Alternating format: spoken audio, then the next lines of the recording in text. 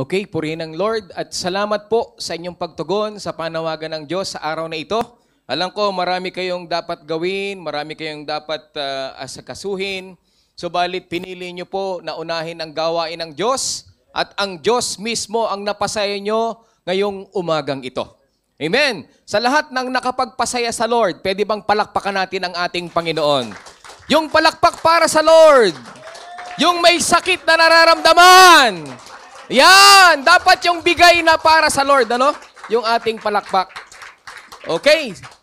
So, patuloy po tayo sa ating gawain at hayaan po natin na ang Lord ang siyang mangusap sa atin at hayaan natin na ang Lord ang gumamit po sa inyong lingkod upang ipangaral po ang kanyang mga salita.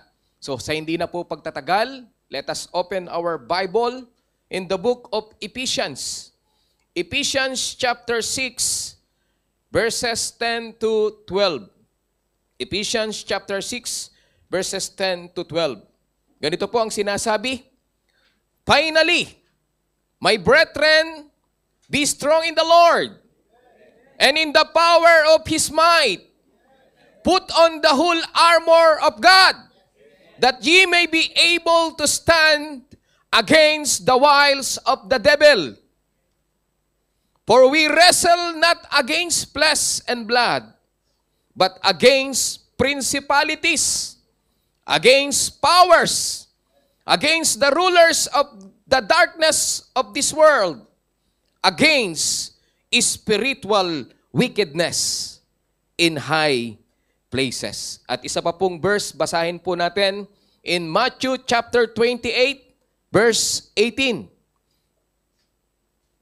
Verse 18, ganito po ang sinasabi. And Jesus came and spake unto them, saying, all power is given unto me in heaven and in earth.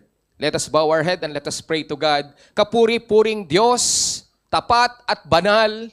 Ama, nagpapasalamat kami sa umagang ito, sapagkat ang buhay at hininga namin ay isang matibay na patunay, Lord, na Ikaw ay mabuti sa bawat isa sa amin. Sa bawat araw na idinudugtong mo sa amin na isang patunay na Ikaw ay mapagbiyayang Diyos, puno ng kahabagan, sapagkat sa kabila ng aming mga pagkukulang at pagkakasala, nananatili kang tapat, nananatili kang mapagbiyaya. Kaya o Diyos, sa umagang ito, salamat sa gawain ito, sapagkat nararamdaman namin kasama ka namin, nararamdaman namin pinalalakas mo kami, nararamdaman namin pinagpapaala mo kami, nararamdaman namin, O Diyos, na kalaban namin ay hindi magtatagumpay, sapagkat kasama ka namin sa labanang ito, dakilang Diyos. Kaya, O Diyos, hinihiling ko po ang iyong anointing ngayong umagang ito upang maipangaral ko na may katapangan ng iyong mga salita. And let the wisdom and knowledge that comes from above be upon me right now, Lord. Make me a vessel of honor right now, and let the power and the control of the Holy Spirit be upon us right now. Walang puwang ang anumang gawa ng demonyo sa lugar na ito. Sinasaway namin sa makapangyarihang pangalan ng aming Panginoong Yesus, in the name of Jesus, that every knee shall bow and every tongue shall confess that Jesus is Lord, Jesus is Lord, Jesus is Lord. Kaya Lord, salamat po. Alam po namin, Panginoon, may nakahanda kang pagpapala ngayong umagang ito. Kaya Lord, punuin mo kami hanggang sa matapos ang gawain ito. Ito po ang aming samot dalangin na may pananampalataya sa pangalan ng Panginoong Yesus, and everybody says, Amen and Amen. Palakpakan nga natin muli. Yung palakpak uli na malakas, nasasaktan. Ayan, praise the Lord. Okay, sige po, tayo po ay makakaupo na. Alam nyo, nakaka-miss yung marami, ano? Pero yung marami na rin umuwi. Marami na rin nawala. Pero ang pinaka-importante ay narito kayo. Kaya sabihin mo sa katabi mo, mapalad ka, narito ka pa. Ayan. Mahal kita sa Panginoon. Ayan. Okay. Praise the Lord. Okay, simulan na po natin. Our title for today is entitled, Winning Spiritual Warfare. Pag sinabing winning spiritual warfare, nangangahulugang may laban. At ang tanong, sino ang makikipaglaban? At ibig bang sabihin nito, hindi ito pisikal, kundi spiritual? Yan po ang ating pag-aaralan ngayong umagang ito. Take note, whether we realize it or not, spiritual warfare is all around us, brothers and sisters. If you choose not to engage in it, that doesn't mean you are exempted. Kung ayaw mong sumali sa laban, hindi po nangangahulugang exempted ka. It simply means you are undependent. Pag sinabing undependent, hindi ka protektado kapag hindi ka lumaban. Kaya ngayong umagang ito, tuturuan tayo ng Lord kung paano lumaban sapagkat talaga pong may laban. Araw-araw sa buhay ng isang mananampalataya at sa buhay ng isang tao, laging may laban. The question is, who is the enemy and why should we fight it? Sino ba talaga ang kalaban natin? At bakit kailangan natin siyang labanan? According po sa Bible, there are 3 enemies of the soul. Pag sinabing 3 enemies of the soul, 3 kalaban ng atin pong kaluluwa. Pangunahin is the devil. Second is the world. And other is our own flesh. Mismong tayo. But in our text, meron po akong liliwanagin. In Ephesians chapter 6 verse 12, for we do not wrestle against flesh. Hindi daw tayo nakikipaglaban sa flesh and blood, but against principalities, against powers, against the rulers of darkness of this age, against spiritual hosts of wickedness in the heavenly places. Tagalogin po natin. Ang sabi po diyan, sapagkat hindi tayo nakikipaglaban sa mga tao. Tignan mo yung katabi mo. Yan, hindi yan ang kalaban mo. Kundi sa mga pinuno, sa mga makapangyarihan, sa mga tagapamahala ng kadilimang umiiral sa sanlibutang ito. Sa mga hukbong espiritual ng kasamaan sa himpapawid. Ibig sabihin, brothers and sisters, ang laban natin ay hindi pisikal. Kundi ito po'y spiritual. Amen? Mga hindi nakikita, subalit makapangyarihan. Maari, nakikisingit sa upuan natin. Ngayon. Maari nasa likod mo. Maaring nasa balikat mo o maaring nasa mata mo. Kaya pupungay-pungay ngayon ang mata mo. Amen? Yet too many Christians live and act as it spiritual warfare is nothing more than science fiction. Sa ibang mga mananampalataya, it is like a science fiction na para bang movie lang yan. If we can see it, it can't exist. Right, brothers and sisters? Kapag hindi mo nakikita, so wala sila. Yun ang pananaw ng iba. Pero take note, you can see wind. Amen? But you can see and feel and the deadly effects of hurricane and tornado ravaging your community. Ravaging, no? Talagang sinisira po niya. Hindi mo nakikita yung hangin na yan, pero may epektong sumisira sa atin pong community. Hindi lang sa community, maging sa mga lugar talaga. Amen? Even, you can see cancer. Sino ba nakakita rito sa cancer? Sister Lalaine and Sister Rosie. But that doesn't make it any less effect or deadly. Hindi nangangahulog ang hindi yan nakakamatay.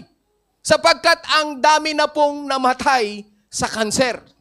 Pero mamaya, mag-intay kayo. May sagot ang Lord sa cancer ninyo. Palapakan nga natin ang Panginoon. Amen! Can you see the effects, brothers and sisters, of spiritual warfare in your personal world? Nakikita niyo po ba kung ano ang epekto nito? Una, tingnan po ninyo. Look at the mental and emotional struggles of every people. Hindi niyo po ba nakikita? Naglalakad tulala.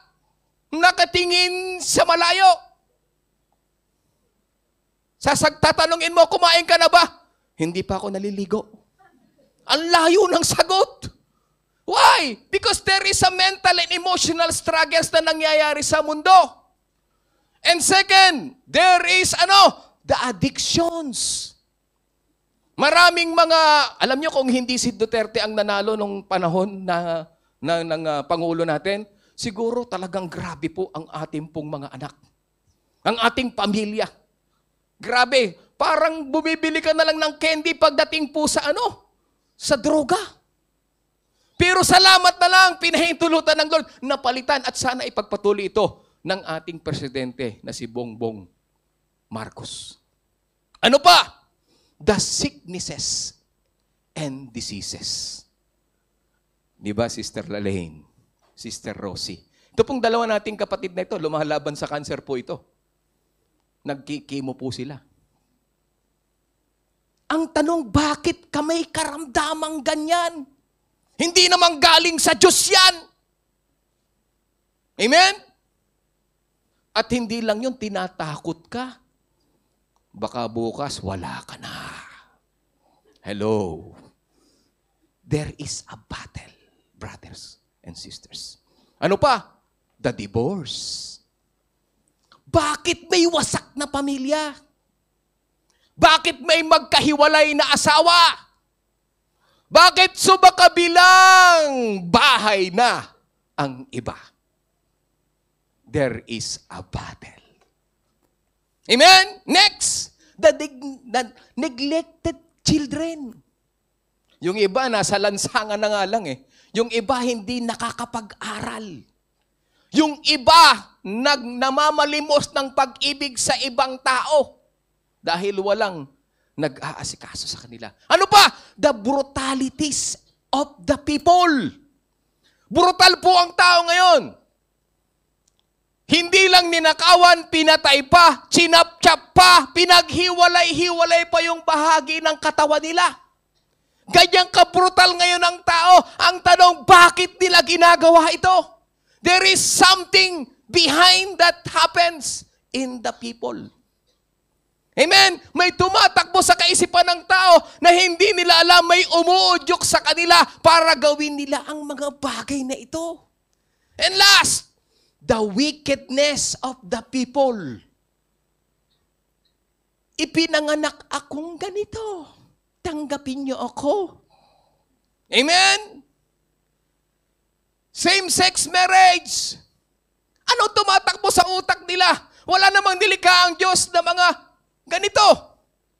Bakit ba'y ganito? Amen? Patunay lang yan, mga kapatid, na ang mga labanang espiritual na nangyayari sa paligid natin, mga kapatid, mayroong mga may kapangyarihang umiiral sa mundong ito na dapat nating pag-aralan at labanan. Why? To understand the battle of spiritual warfare, we need to begin with acknowledging, that we are in a war. Para masabi mo, para maunawaan mo ang kahulugan ng spiritual warfare, kailangan mo munang i-acknowledge na dapat kang lumaban. Sabi mo sa katabi mo, laban tayo. Laban! Laban lang! Amen? By definition, alam nyo kung ano ibig sabihin ng battle? By definition, battles involve combat between two persons, between two parties, between armies. And they consist of any type of extended contest, struggle, or controversy. Alam niyo po ba na magkaiba po ang battle sa war? Alam niyo kung anong pagkakaiba ng battle at saka ng war? Pag sinabi pong battle, there is a difference between battle and war. Pag sinabing battle, it is shorter duration. Amen? Ibig sabihin, sa bawat araw may battle ka, shorter duration po yun. Lesser casualties. Lesser combatants, longer, ito namang war, longer duration. Pag sinabing longer duration, hanggat buhay ka, may war ka. Hello. Hanggat humihinga ka, may laban ka. Pag sinabing war hanggang dulo, makikipaglaban ka, more casualties ang nadadamay dito, nasasaktan dito, more combatants. Talagang grabe po ito. That's why we are battling every day. Battles make up smaller components of the bigger picture. And what is the bigger picture? Spiritual warfare. Every day we are in the battle. But actually, we are in the spiritual warfare. Simula nang tumungtong ka bilang isang mananampalataya, bilang sumunod sa gospel ng Lord, you are in the spiritual battle. You are in the spiritual warfare. At alam nyo, sa iba, hindi nila po ito alam. Kaya ngayong umagang ito, ituturo sa atin ito ng Panginoon. As Christians, we are in a spiritual battle of some sort on a daily basis. Mamaya malalaman natin kung ano yung mga daily basis nating battle. Pag sinabing battle, everyday, kaunti-kaunti lang yan. Pero ang war talagang, we are committed in the war, brothers and sisters. In warfare, brothers and sisters, battles are fought on different fronts for different reasons and with varying degrees of intensity. Iba't ibang lakas ang laban. Minsan mahina ang laban, minsan malakas yung laban, minsan maraming kalaban, minsan kakaunti ang kalaban. That is the battle of our soul, brothers and sisters. And it is the same true in spiritual warfare. Bakit? Our spiritual battles and warfare are real. Even though we cannot physically see the attacker. Ang problema, brothers and sisters, hindi mo kita kalaban mo. Hindi mo talaga nakikita. Pero siya'y bumubulong sa bawat tao. Siya ay gumagawa ng bagay sa buhay mo. Sisirain at sisirain ka. Amen?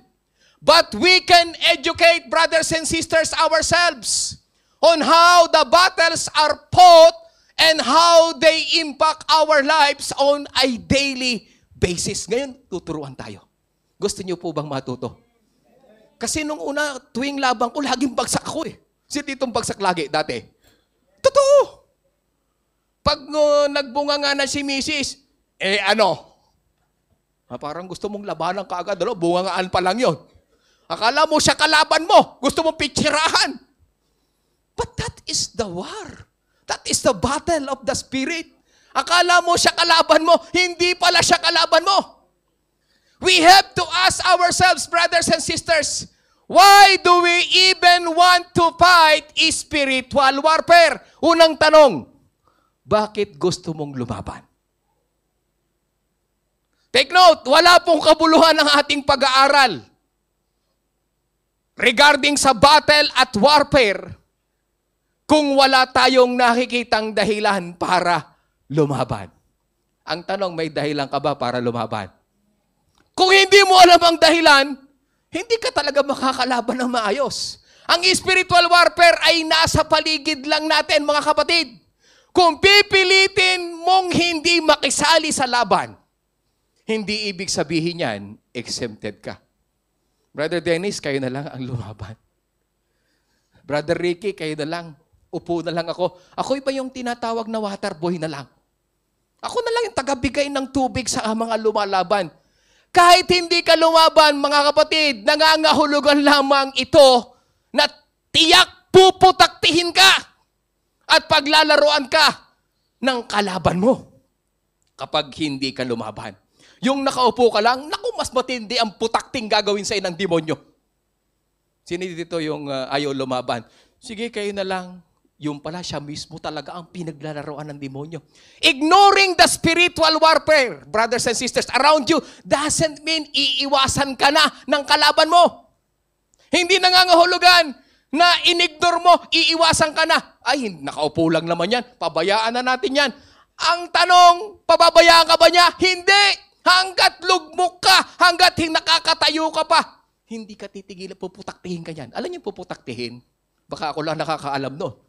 Pag sinabing puputaktihin, talagang titirahin ka ng titirahin ang demonyong yan. Ang totoo nito, brothers and sisters, ikaw at ang iyong mahal sa buhay ay hindi mababantayan kapag hindi ka nakipaglaban.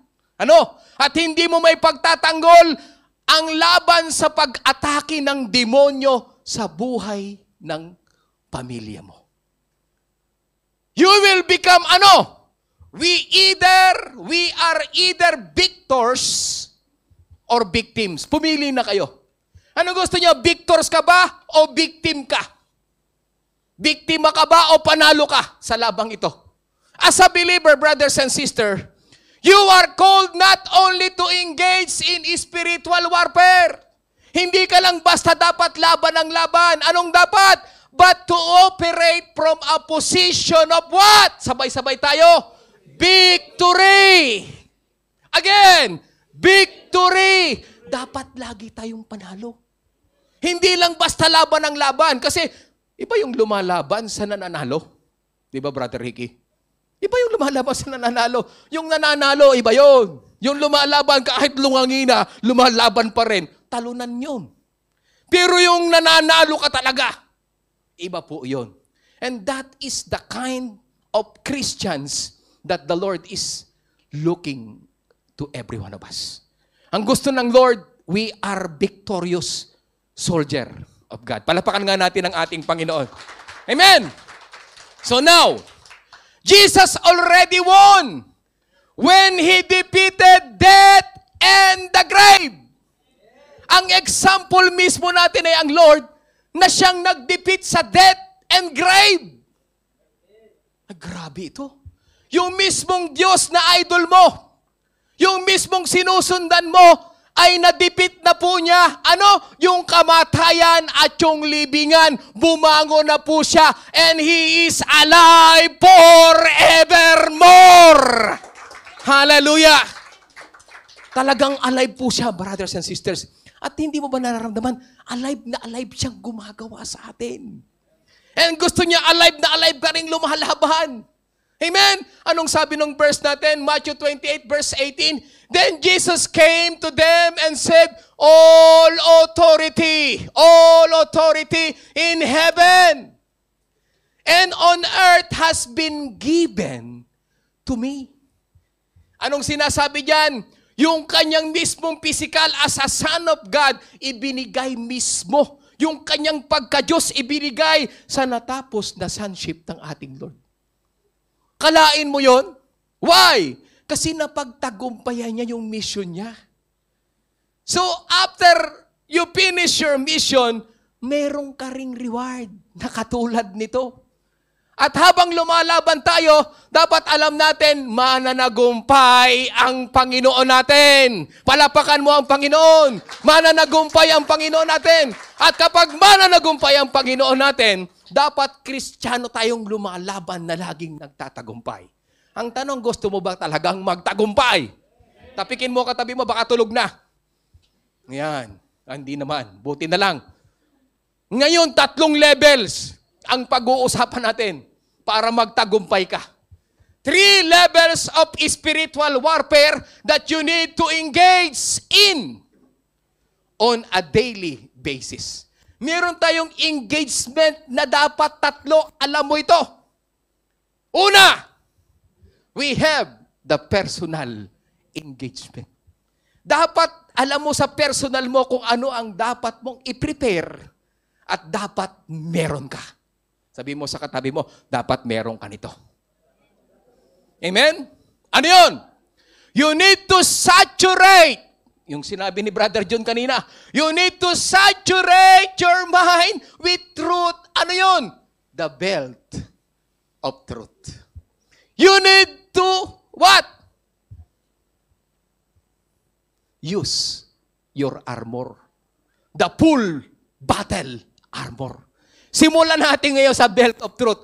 Ano ba dapat meron ka daw sintron? Sino may sintron dito? Ako may sintron ako. At kapag may sintron ako, hindi nahuhulog yung pantalong ko. Nino dito, di ba? Lalo na kapag maluwag, sigurado yun, hindi ka makukomportable. Kasi iniipit mong ganyan. Pero kapag nakasintron ka, talagang ang laya mong makagalaw. Amen? Anong sabi ng Ephesians chapter 6, verse 14? Stand therefore, hold your ground, having tightened. Higpitan mo, ano? Alin? The belt of truth around your loins. Higpitan mo daw sa baywang mo yung belt of truth. Ano kaya itong belt of truth na dapat meron kayo? In our daily battle, brothers and sisters, dapat may sinturon ka ng katotohanan. The belt of truth is the first element of the full armor of God. The belt of Roman soldiers, brothers and sisters, ay ginagamit upang mapanatiling maayos yung kanyang suot. Ang kasuotan at maging malaya siya sa paggalaw. Di ba kapag may belt na ganon, hindi gagalaw-galaw yung yung iyong armor. Amen? At tapos kita yung pagka nakabelt ako, maluwag ako nakakagalaw kasi hindi nahuhubo yung pantalong ko. Di ba? Ganon ang ibig sabihin. Pag sinabi pong belt of truth, ang truth kapag mahigpit na ikinabit sa atin, ito ay nagbibigay sa atin ng kalayaang kumilos at mapanatili tayong nagkakaisa. Kasi pagka yung natalian ka ng truth, di ba?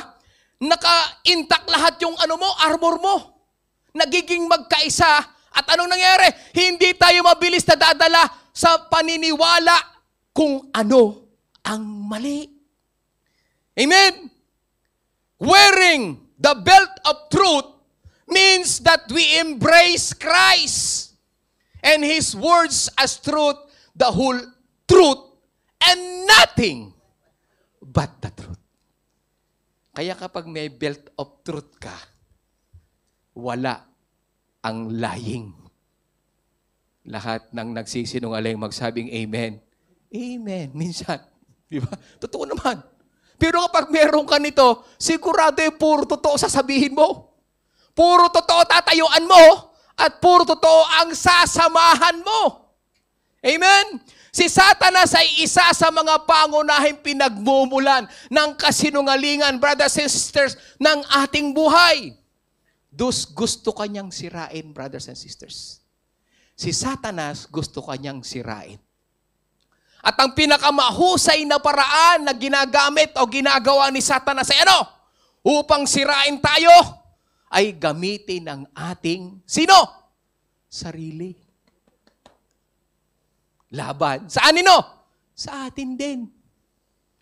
Parang nakakatawa, pero totoo po, mga brothers and sisters. Ang gagamitin mismo ni Satanas ay ikaw mismo na kalaban ng sarili mo. May bubulong lang sa sarili mo, nakakausapin ang sarili mo, at sasabihin kung ano ang gusto ipagawa ni Satanas sa iyo. Simulan natin. He will speak lies to you about yourself. Ganyan si Satanas. To get you to self-destruct and make bad decisions. Unang lie na ibibigay sa iyo ni Satanas ay ito. Maaring narinig nyo na ito.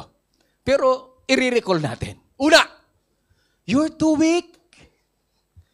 You are not strong enough to overcome sin. Napakahina mo, lagi ka na lang bumabagsak. Kaya huwag ka nang magpatuloy. Narinig mo na ba yun sa sarili mo? Titingin ka sa salamin, Dennis, nahulog ka na naman. Ang hina-hina mo. Huwag ka nang magsimba. Puro kasalanan naman ang nagagawa mo. Narinig nyo na ba yan? Hello. Sarili mo yun. Pero sinasabi ni Satanas ang kasinungalingan na mahina ka. At hindi ka na dapat magpatuloy. Pero ang totoo, malakas ka sa kapangyarihang ibinibigay ng Diyos sa'yo. Kasama mo si Kristo sa labang ito. Kasinungalingan lang ito na itinatanim sa'yo because there is a battle. Pangalawa, baka narinig nyo na rin ito. Kayo mismo ang magsabi. God doesn't want to hear from you anymore. Pagkatapos na hindi mo siya pinansin ng napakatagal na panahon, pagkatapos na hindi ka umaattend ng napakahabang panahon, Sa tingin mo, papakinggan ka pa ng Diyos. So, hindi ito matagal absent. Ngayon lang dumating. Narinig mo ba yung sinabi ni Satanas sa'yo? Yung sarili mo? Hindi ka napapakinggan ng Lord. Kasi, ang habang panahon mo, hindi mo siya pinapansin eh. Hindi ka nga dumadalo. Hindi ka nga umaattend ng Bible study eh.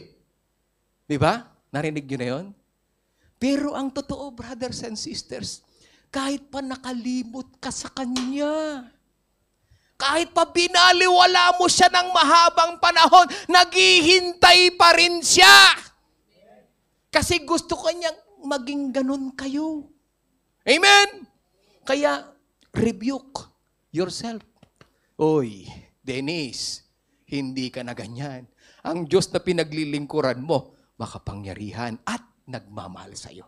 Ano pa pangatlo? Tingnan po ninyo ito. Pangatlo, nakasinungalingan. Dahil mahal ka ng Diyos, ayan na. O, di pinatunayan. Sinabi sa ni Satanas. O, di ba?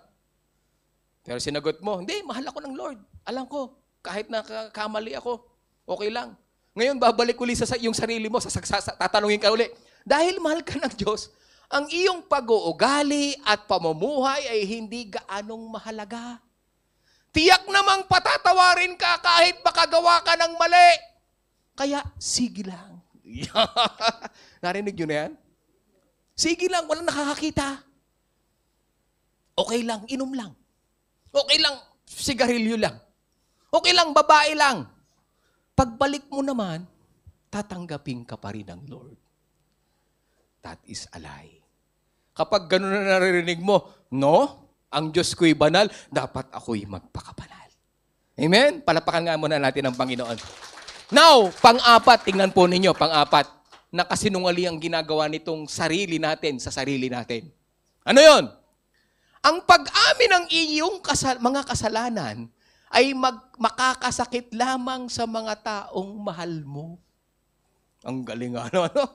Para mailigtas sila sa sakit na iyon, dapat mong ilihim ito. Hoy! Ang galing. Amen? Tuloy-tuloy mo lang. Basta ilihim mo lang. Kasi pag sinabi mo yan, masasaktan sila. Kita mo ang atake ni Satanas. Yung sarili mo, no? Oo nga. Oo nga.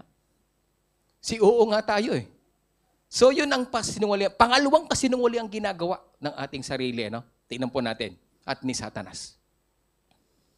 He will speak lies to you about your future. Yung future mo, kasinungalingan na sasabihin sa'yo. Alam nyo kung ano? Yung panlima. Tingnan po ninyo yung panlima. Naaakit ka pa rin sa mundo at sa iyong mga pagnanasa. Kaya halatang hindi ka tunay na disciple ng Lord. Tumigil ka na sa paglilingkod. Hindi rin tatanggapin yan ng Lord. Oh, lingkod ka ng lingkod. Gumagawa ka naman ng kung ano-ano. Hindi ka tatanggapin ng Lord. For the future, bagsak ka rin sa impyerno. Tumigil ka na. Narinig nyo na ba yan? Sa lahat ng mga worker na nandito. Maari, narinig mo na yan. Pero you need to fight for that battle. Number 6. Ang mundong ito ay masyadong napakasama. Nakakatakot at mapanganib. Kaya mahirap para sa iyo na makahanap ng kaligayahan at kapayapaan. Kaya mabuti pa, i-enjoy mo na lang. Amen? Narinig mo na ba yan? Kasi nung nasa pagiging Kristiyano ka, parang nasisikil yung kaligayahan mo. Kaya ang sasabihin ng sarili mo, huwag ka nang mag-born again. Kasi pag hindi ka born again, walang magkukontrol sa'yo. Walang magsasabi sa'yo ng mali at tama. Ang gagawin mo lang, I am free. Di ba? Di yung mga I am free? Talagang, I am free! Talagang gawin mo ang gusto mong gawin. Walang humahanang. Kaya maraming sumibat sa church eh. Kasi ayaw nga nilang ganito eh. Amen? Pang-pito, tingnan nyo. Sinubukan mo at patuloy na sinusubukan na huwag magkasala. Pero hindi sapat kasi nahuhulog ka pa rin. Tiyak di ka papasok ng langit. Sino ditong laging bumabagsak everyday? Yes. Merong battle kasi sa atin na kahit mahina, pag hindi natin alam ang pakikipaglaban, babagsak at babagsak ka pa rin. Pero ngayon, kung nangyari sa atin ito, makinig kayo mamaya. Meron tayong dapat gawin. At sinisimulan na nga natin yung sa isakbit o itali yung belt of truth. Puro kasinungalingan yan. Ang totoo mamaya maririnig nyo. Number 3. He will speak lies about anything and everything concerning you. Kapag tinitingnan mo sa salamin yung sarili mo, alam nyo kung ano sinasabi ng sarili mo? Una, sa mga matataba, mataba ka. Walang papansin sa'yo. Ang taba mo eh. Magpapayat ka. Pero totoo, kahit mataba ka, you are so cute. Amen? Chubby, but, sabi nila, chubby, but, yummy daw. Oo, yummy pa pala. Pero alam niyo po ba, ito po pwedeng gamitin ng sarili mo sa'yo para ma-frustrate ka? Mataba ka. Di ba? Yun naman payat. Ang payat mo. Para ka malnourished, hindi ka napapasin. Baka isang bulati na lang pumipirma, tigo ka na. Di ba? Hindi mo ba nakikita yun? There is a battle in your mind.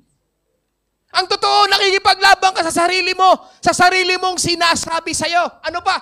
Ang pangit ko na. Puro tighawat ang mukha ko. Puro belbelesious ako. Amen? Isa pa. I'm so stupid. Bakit ko nagawa ito? Di ba? Ano nyo na ba yun? Na tinuturo ka sa sarili mo, stupid ka. Di ba? Totoo yun. Bumubulong yung sarili mo sa'yo na galing kay Satanas that you are stupid. Tanggapin mo. Ano pa? Walang kwenta. Wala kang kwenta. Sino dito nakarinig na sa sarili ninyo na isang kasinungalingan na ikaw ay walang kwenta? Ang totoo, may kwenta ka sa harapan ng Diyos. Hindi ka walang kwenta. May kwenta ka sa harapan ng Diyos. Pero pinasabi ng sarili mo at ni Satanas, wala kang kwenta. And that is a battle. Totoo yan. That is a battle. Ano pa? May depekto ka. Ibig sabihin, may tornilyong nahulog sa'yo. May depekto ka. Ito pa, pinakamatindi sa mga bigo. Lahat ng bigo. Di ba? Pagtingin mo sa sarili mo, bigo ako. Better luck next time. Amen? Ano pa? Api ako. Pinagkaisahan ako, aping-api ako. Di kayang magsalita. Ito yung mga timid. Hindi ka kayang magsalita. Kita mo? Pinutakti ka ng mga salita. Ikaw naman, parang pinitpit na tansan. Amen? Sarili mo yun nagsasalita sa'yo. But there is a battle kahit sarili mo ang nagsasalita sa'yo. Ano pa? Walang kakayahan. Wala kang kakayahan. Hindi ka uunlad. Wala kang kakayahan. Talunan ka! Sino ditong nakarinig na sa sarili mong ganong talunan ka? That is a big lie, brothers and sisters. That is a big lie on yourself at yung sinasabi ni Satanas. Hindi ka talunan. Ang totoo, kaya mong ipanalo ang labang ito sapagkat kasama mo ang Panginoon sa labang ito. And that is all negative about yourself. Yan ang sasabihin sa'yo ng sarili mo, maging si Satanas. Bakit sinasabi ni Satanas ito? Kasi yun talaga siya. Yun ang trabaho niya at yun talagang gagawin niya sa'yo. Sabihin natin. Basahin natin in John chapter 10 verse 10. Anong sabi ng Tagalog? Dumarating ang magnanakaw. Sino magnanakaw? Si Satanas. Para lamang magnakaw. Ninanakaw yung salvation mo. Ninanakaw yung pagmamahal mo sa Panginoon. Ninanakaw yung init mo sa paglilingkod. Pinapatay niya ang iyong apoy mo sa paglilingkod. Pinapatay niya yung iyong pagsusumigasig na lumapit sa Panginoon. At ano pa? Sinisira niya, pinupuksa niya ang iyong pagkatao bilang anak ng Diyos. And that is the main reason. Kaya laging may battle sa buhay natin. Ano pa? John 8:44. Anong sabi diyan? John 8:44. Ang diablo ang inyong ama at ang gusto ninyong gawin ay kung ano ang gusto niya. Sa simula pa lang ay mamamatay tao na siya. Hindi siya pumanig sa katotohanan kailanman sapagkat walang puwang sa kanya ang katotohanan. Yan si Satanas. Kapag nagsasalita siya ng kasinungalingan, nagsasalita siya ayon sa kanyang kalikasan. Bakit? Kasi kalikasan niyang sinungaling. Sapagkat siya'y sinungaling at siya ang ama ng kasinungalingan. Kaya kapag pinapakinggan mo lahat ng lies na sinasabi ng sarili mo, ang pinapakinggan mo yung ama mo na sinungaling. Ang dapat mong pakinggan, yung ama mo na mananagumpay, yung ama mo na nagtapos doon sa krus ng Kalbaryo, nalibing at nabuhay na magmuli. It means you can overcome your battles. You can pursue your dreams. And you can inherit the kingdom of God. Palapakan nga natin ang Panginoon. Hallelujah! So anong dapat nating gawin kapag bumubulong na ito? So talk to yourself. Kung nagsasalita siya, kausapin mo rin. Nababaliw ba ako, Brother Dennis? Kinakausap ko yung sarili ko? No. Hindi baliw na kausapin mo ang sarili mo. Anong dapat mong sabihin sa sarili mo? Encourage yourself. Ang tanong, ini-encourage mo ba ang self mo? O baka naman ikaw mismo yung nagpapabagsak sa sarili mo. Kagaya nun, ang taba-taba ko. Talunan ako. Bigo ako, api ako. Encourage yourself. Pangalawa, build yourself up. Ayun. Itayo mo yung sarili mo. Tell yourself the opposite of all the lies you are hearing. Kapag sinabing talunan ka, hindi ako talunan. Panalo ako. Mananagumpay ako. Tell yourself the truth. Hawakan mong mahigpit at ibigkis mong mahigpit ang katotohanan ng salita ng Diyos. Huwag kang padadala sa kasinungalingan ng sarili mo at ni Satanas. Ipapakita ko sa inyo. Ito ang dapat yung armas na ginagamit. Ephesians 2:5, I am alive with Christ. Palakpakan natin ang Panginoon. 2 Corinthians 5:17, I am a new creature of Christ. Palakpakan natin ang Panginoon. 1 John 4:4, greater is He who is in me than He who is in the world. Mas makapangyarihan yung Diyos ko kaysa kay Satanas. Ano pa? Galatians 2:20, it is not I who live, but Christ lives in me. Palapakan natin ang Panginoon. Ano pa? Philippians 4:13, ang dami may paborito nito. Pero kapag nagsalita na yung sarili mo, parang ayaw mong paniwalaan ito. Di ba?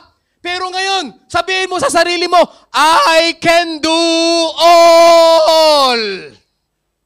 Again, I can do all things through Christ Jesus who strengthens me. Hallelujah. Ibalik mo sa sarili mo yan. Ano pa? Romans 3:37, I am more than conqueror through Him who loves me. Bakit hindi mo palakpakan ang Lord? You are conqueror! Mananagumpay ka! And the battle is yours. The victory is yours, brothers and sisters. Second, you need to live right. You need to use the breastplate of righteousness. Ano ba ang breastplate of righteousness? Basahin natin. 6:14 ng Ephesians. Stand firm then, with the belt of truth buckled around your waist, with the breastplate of righteousness in place. Anong breastplate of righteousness? Ito. Take note, in Paul's day, Roman soldiers put the breastplate which acted as metal shield to protect, ano? The heart. Lahat ng may puso, magsabing amen. Talaga bang may puso? Pakiramdaman nyo, baka hindi tumitibok. Pakiramdaman nyo. Lahat ng may puso, kailangan tumitibok. Pakinggan mo. Baka hindi tumitibok yan. Ayan.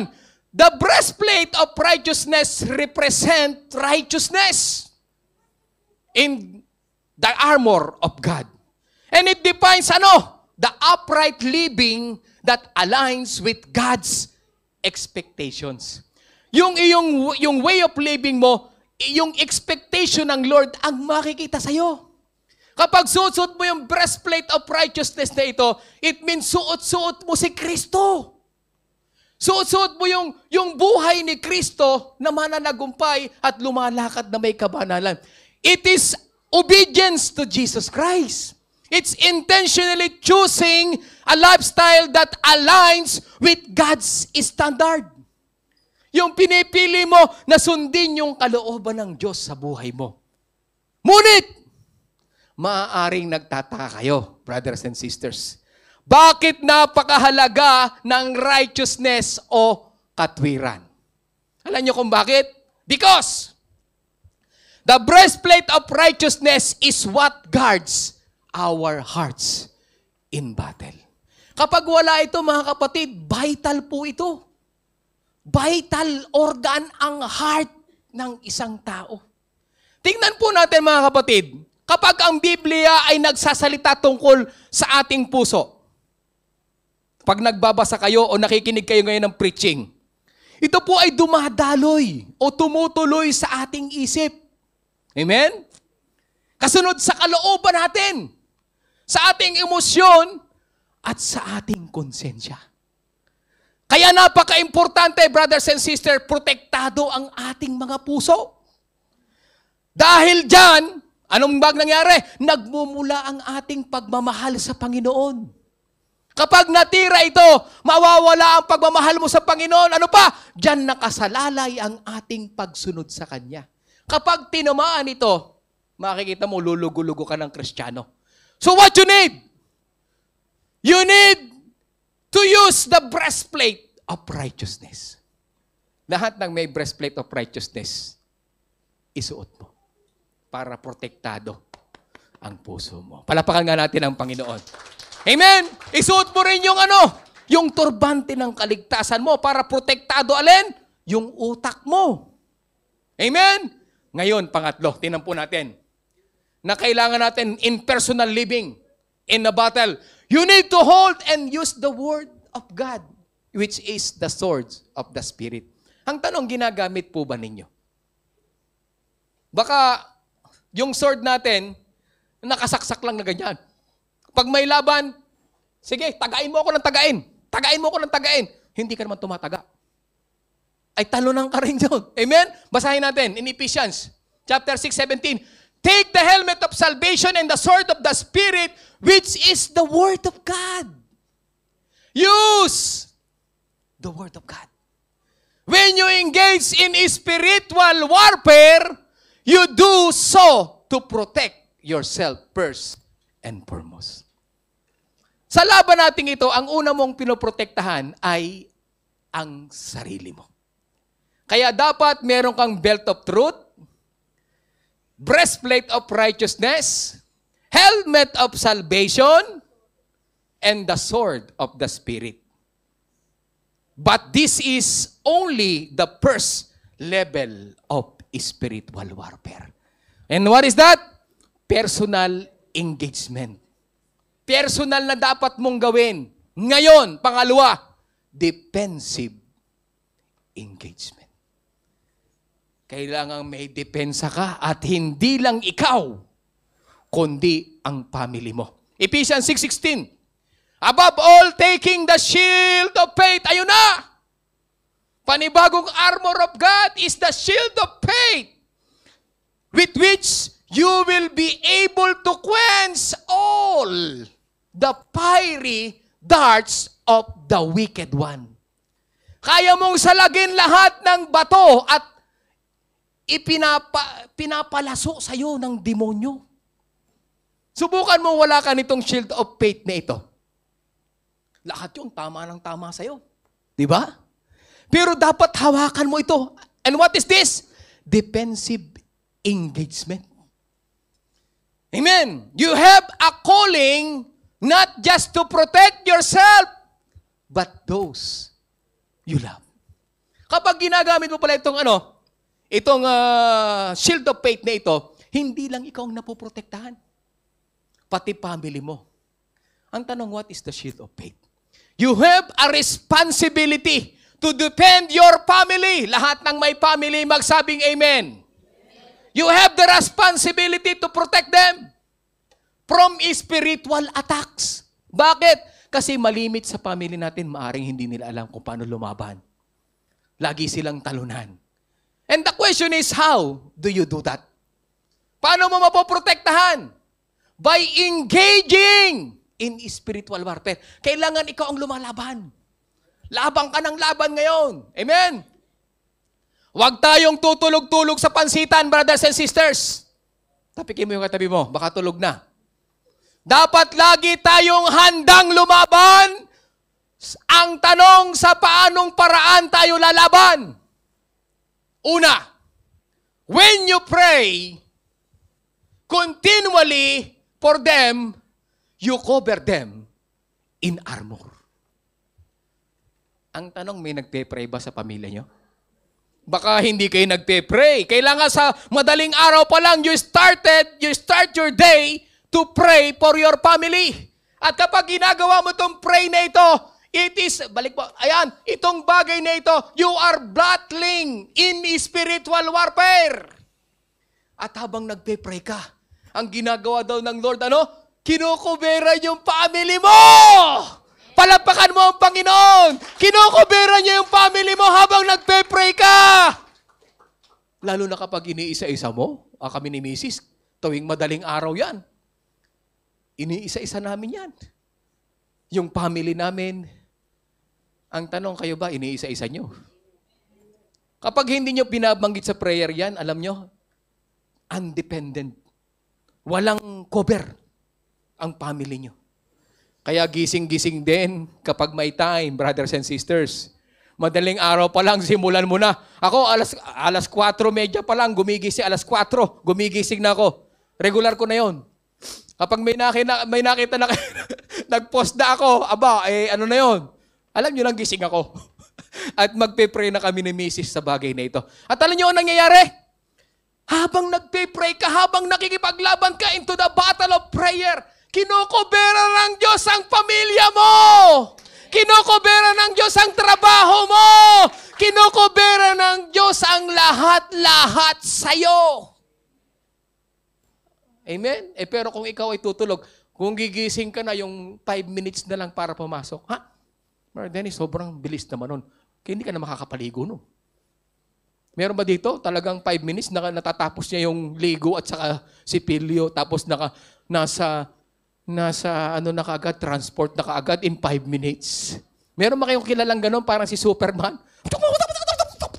Hello, good morning. Parang parang hindi dumaan sa higaan.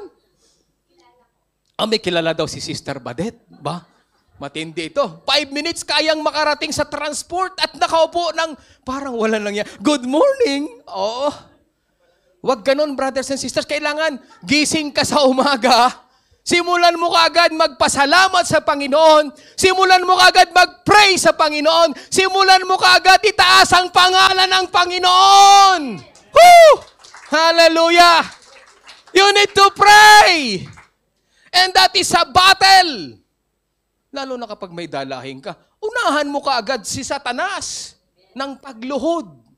Second, when you express and live out your faith, yung tinatawag nating shield of faith, in front of them, your family, your friends, your shield of faith begins to cover them as well. Habang ipinapakita mo yung iyong testimony na ikaw ay nagtitiwala at sumasamba sa Panginoon, kinukuberan mo rin lahat ng family mo. Kaya anong sasabihin sa'yo ng family mo? Brother J-Lord, pag-pray mo nga kami. Hindi ba yan nakakaganon? Nakakarinig ng ganon? Sa'yo sasabihin niya, Ricky, pag-pray mo nga kami. Alam ko, ikaw ay ang maka-Diyos. Pag-pray mo nga kami. Hindi niyo ba naririnig yun? Because they know that there is power in the battle of prayer. Amen? So you need to engage in defensive engagement. At ang panghuli, dito ko magtatapos. We need to engage saan? Offensive engagement. Hindi lang puro defensive. Kailangan meron kang offensive. Ano yun? Spiritual warfare is not just a defensive game. It's offensive as well. Kailangan tagain mo siya. Kailangan patayin mo siya. Kailangan puksain mo rin siya. Kasi yun ang plano at layunin niya sa'yo. Alam nyo bang hindi lang sword of the Spirit ang offensive weapon natin? Ang dami na, no? May isa pa na hindi ko nababanggit. And what is that? Meron pang isa na offensive weapon natin na dapat suot-suot natin. Hindi lang sword of the Spirit. Ano yun? The last is what? The sandal of peace. And that is shoes fitted with the gospel. Akala natin ito ay defensive. No! Defensive para hindi ka mapako, para hindi ka matusok. Pero hindi. Offensive din ito. Why? Ang sandals of peace is the sandals that you are sharing the gospel of Christ. Ephesians 6:15 ang sabi diyan. And having shod your feet with the preparation of the gospel of peace. Kapag may sandals of peace ka, naglalakad ka patungo sa pag-share ng gospel of Christ. At alam nyo ba, meron akong balita sa inyo, napakagandang balita, na kapag nag-share kayo ng gospel of Christ, talunang-talunan si Satanas kapag nag-share kayo ng gospel of Christ. Kapag sinasabi mo na si Kristo'y namatay, inilibing at nabuhay na magmuli, talaga namang talunang-talunan si Satanas. And that is offensive weapon, offensive engagement na binibigay sa atin ng Lord. When you walk in the Spirit, brothers and sisters, you are putting on the shoes of readiness and allowing the Spirit to direct your steps to the daily conversations you need to have. Anong nangyayari dito, mga kapatid? Tingnan po ninyo. Ang nangyayari dito habang ikaw ay nag-share, yan. When you are sharing the gospel of Christ and invite them to the church or to the community, you are inviting them to the safety and protection of the flock of God. Habang nag-share ka, inililigtas mo siya patungo dun sa flock of God na pinoprotektahan ng Diyos. And that is the church. Palapakan natin ang Panginoon. Woo! Yes! You need to use your sandals of peace para madala mo yung tao sa tama. At habang ginagawa mo yun, you are battle in the spiritual warfare. At habang ginagawa mo yun, naku, nanginginig na si Satanas. Bakit? Naku, makakadamay na naman ito. Makakapagligtas na naman ito. At sigurado yun, magiging talunan si Satanas, brothers and sisters. Amen? If you want to defeat Satan through spiritual warfare, brothers and sisters, what we need to do? Share the gospel of Christ. Palapakan natin ang Panginoon. And when we share the gospel of Christ, ipinakikilala natin si Kristo, ang kanyang pagliligtas, ang kanyang pagpapagaling, ang kanyang pagpapalaya, ang kanyang pagbabago ng buhay at pagbibigay ng maayos na buhay na hahantong hanggang langit. Palapakan natin ang Panginoon. So take note, kung si Satanas ang sinasabi sa Juan 10:10 ay ganito, dumarating ang magnanakaw o si Satanas para lamang magnakaw, pumatay at pumuksa. Ano naman ang dala-dala ng Panginoon? Narito ako, sabi ng Panginoong Yesus, upang ang mga tupa ay magkaroon ng buhay na masaganang lubos. Sinong gusto masaganang lubos ang buhay niya? Sinong gustong masagana ang buhay niya? Lakasan mo! Iparinig mo kay Satanas yan! Iparinig mo! Pwede bang tumayo tayo? Because in the name of Jesus, let us say Jesus! Jesus! We have the victory!